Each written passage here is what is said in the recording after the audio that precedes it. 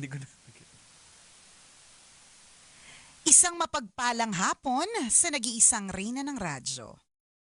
Ang kumikinang inang Nicole Ayala at sa katandem niyang kumikinang na ulo na si Diego Bandido. Itago niyo na lang ako sa pangalang Gwen. Kagaya ng marami, ilang araw ko ding hinanap si Chopper. May balita nga tungkol sa kanya kahapon, pero malungkot naman. Pero may kumakalat na chismis dito sa amin. Uy. Prank lang daw yung pag-alis ni Chris. Malay daw namin baka sa Lunes may tambalan na ulit. Pero prank man o hindi, meron akong kailangang isang guni sa nagkikinangang tandem. At sana po ay mabigyan ninyo ako ng makabuluhang payo. Sanggol pa lang ang anak ko, hindi pa siya marunong dumapa nang maging yaya niya si Grace. 10 years old ng anak ko, siya pa din ang yaya. Hindi lang yaya si Grace, kaibigan din.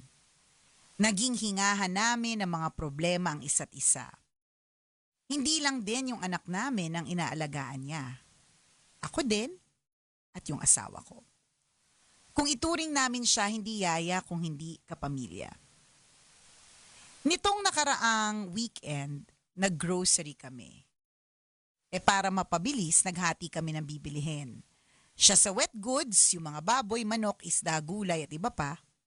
Ako naman sa dry goods, sabon, delata, bigas at iba pang kailangan. Habang tumitingin ako ng bibilhin sa hindi kalayuan, nakita ko si Yaya na binuksan ang bag ko. Pinasukbit ko kasi ang bag ko sa kanya para makagalaw ako na maayos.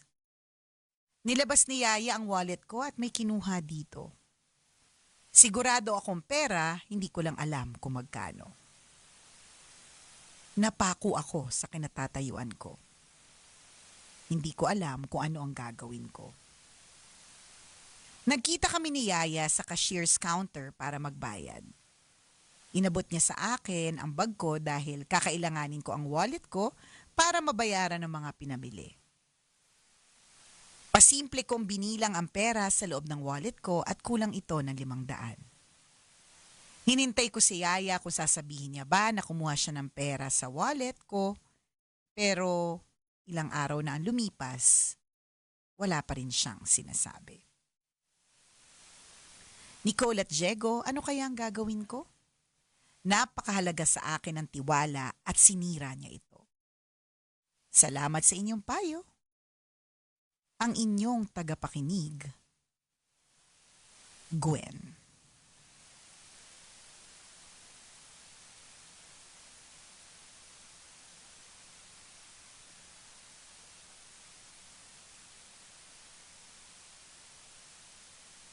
Hello, Gwen. Hi, Gwen. Well, ganun talaga. Mhm.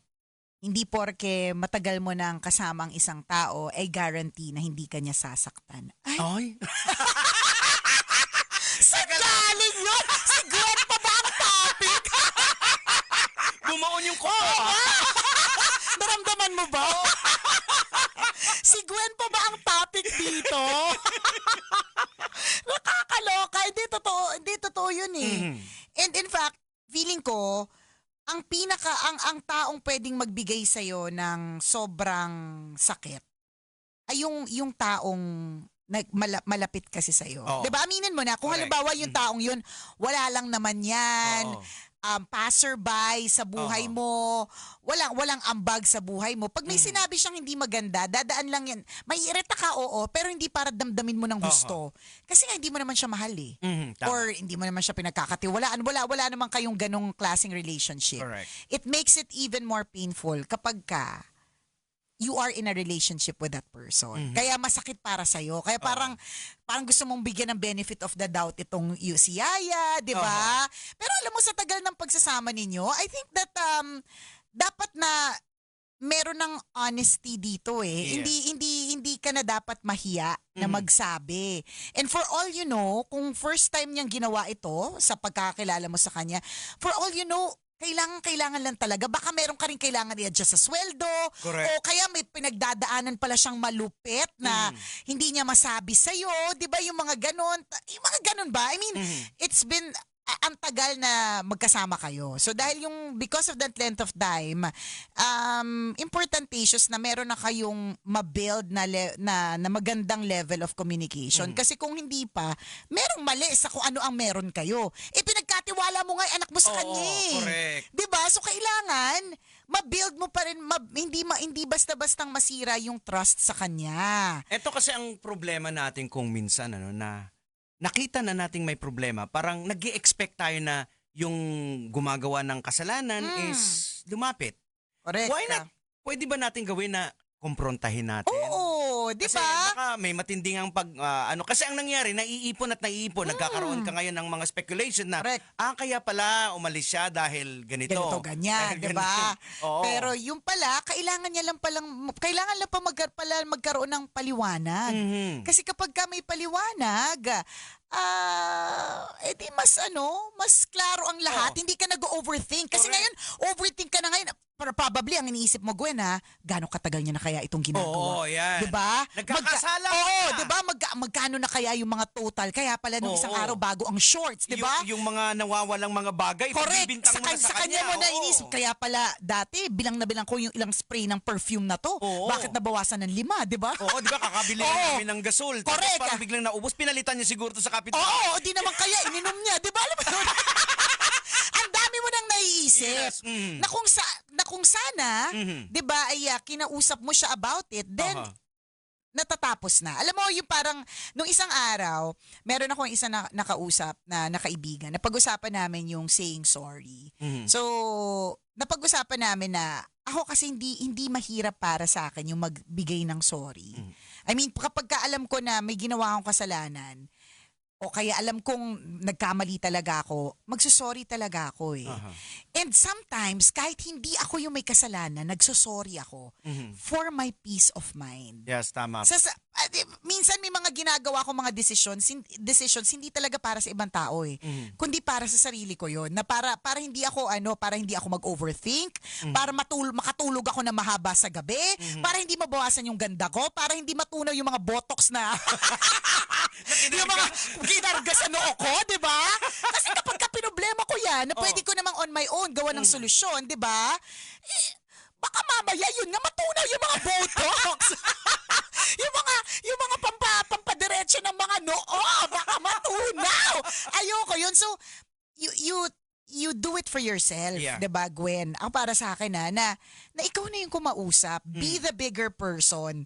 And pag ginawa mo 'yan at naintindihan mo kung saan nanggagaling si Yaya, di tapos. Correct. 'Di ba ngayon moving forward, alam mo na, ang maganda dito, kung man umamin siya or kung ano man dahilan, it still doesn't give her the right to steal. Mas mali naman din talaga. Oo. Pero at least ikaw, dahil alam mong may mga ganun, pwede ka mag-adjust sa sweldo or mas careful ka na, hindi ka na ganun ka-trusting.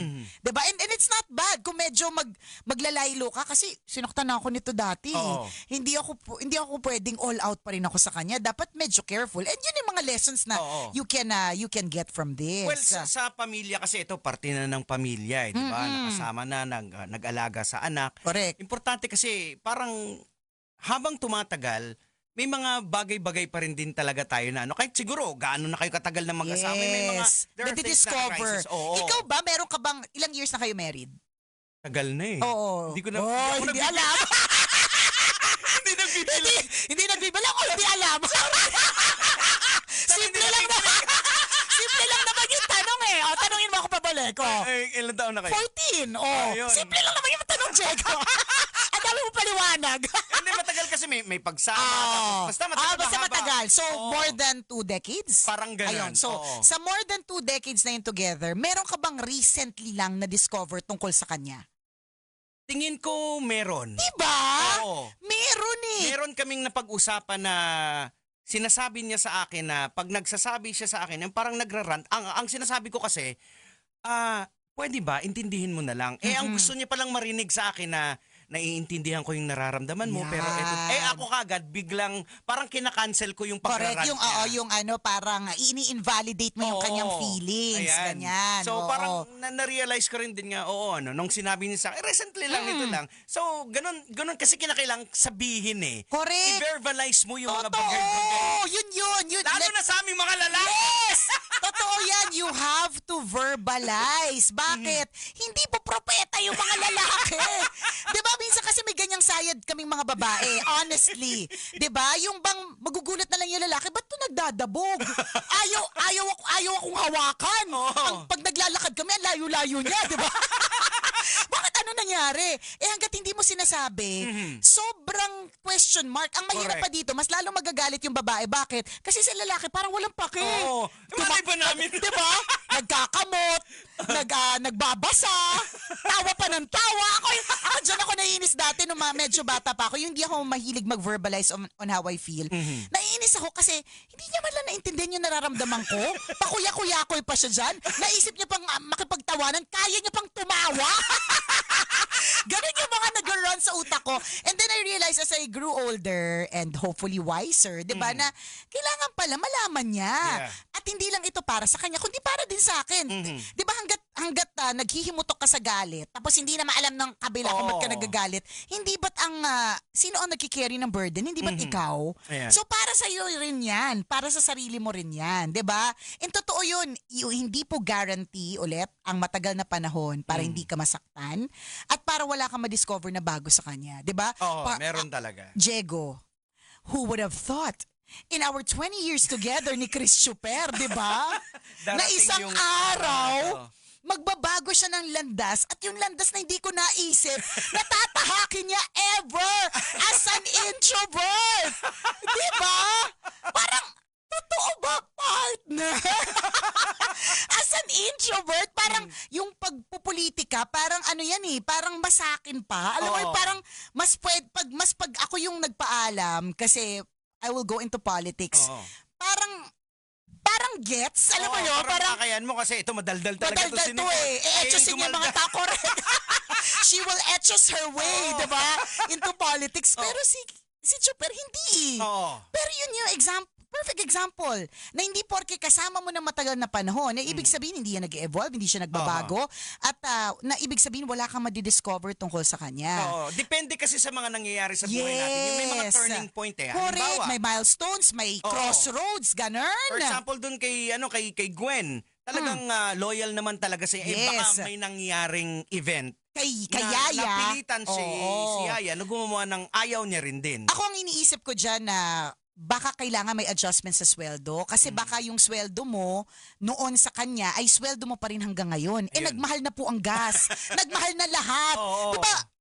Diba? Yun may sasabihin sana ako na yun na lang ang bumababa pero wag na lang. Pero ibig sabihin, di ba? Nagmahal na lahat. So kung ang sweldo niya ay parehas pa din, hindi na talaga siya makaka-cope. Correct. Oo. Baka nahihiya siya sa'yo. Baka hindi niya sa'yo masabi kasi kilala ka din niya. I mean, syempre hindi mo naman sa amin sinabi kung anong ugali mo pag tungkol sa pera. Baka alam niya na kapag tungkol sa pera, uminit ang ulo mo, hindi ka nagpapakain ng yaya. Hindi namin alam. May kwento, sa madaling salita, merong kwento Yan. dito. So yun, Ganon. siguro best way na gagawin mo, Gwen, kay Grace is i-verbalize mo yung nararamdaman mo. Yes. Huwag kang mag-expect na biglang isang araw lalapit sa'yo. Correct. At biglang aamin. Well, Oo.